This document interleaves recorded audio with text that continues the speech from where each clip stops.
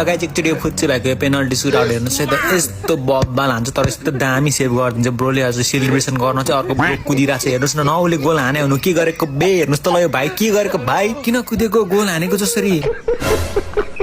अनि यता यो 4 नम्बर ब्रोले यस्तो खतरनाक पेनल्टी सुट आउट गर्छ नि गाइस यता हेर्नुहोस् न यस्तो पावरफुल रकेट सट हान्छ नि जाली स्याली च्यातेर हेर्नुहोस् न कस्तो दामी गोल हुन्छ उता अङ्कल फिसिङ गरेर हुन्छ बिचरा टाउकोमा लाएर खोली त अङ्कल बनेर हेर्नुहोस् त ल अनि ल यता हेर्नुहोस् न अर्को 10 नम्बर चाहिँ किपरलाई बिट गर्दै यस्तो बोबाल बल क्रस गर्छ गोलकिपर हेर्नुहोस् न कहाँ गएको ल त्यसले ल डाइभ पनि हाने ल जाइनमा ब्रो झन्डै बल सेभ हान्दिएको बाहिर गर्दै अनि यता हेर्नुहोस् न जर्सी नम्बर 10 ब्रोले यार यस्तो खतरनाक खेल्ने रहेछ ब्रोले हेर्नुहोस् न बल टचेसहरू 2-3-4 जनालाई त एक्लैले दामी काटिदिने रहेछ के अनि बल पासेसहरू पनि कस्तो बब्बाल दिन्छ ड्रिब्लिङहरू त्यस्तै ब्रोसँग त स्किल्सको त कुरै नगरौँ होइन बब्बाल रहेछ सो अनि यो सुड्डो हेर्नुहोस् न हरियो जर्सी लाउने रातो टकटु लाउनेलाई रिस्टेर धेरै चलाउँछस् भनेर कस्तो ट्याकल हाने हेर्नुहोस् न लागेको भयो ब्रोको खुट्टा भाँचिन्थ्यो होला के कस्तो साइको प्लेयर रहेछ यार हेर्नुहोस् त लागेको भयो बिचरा ब्रो बाल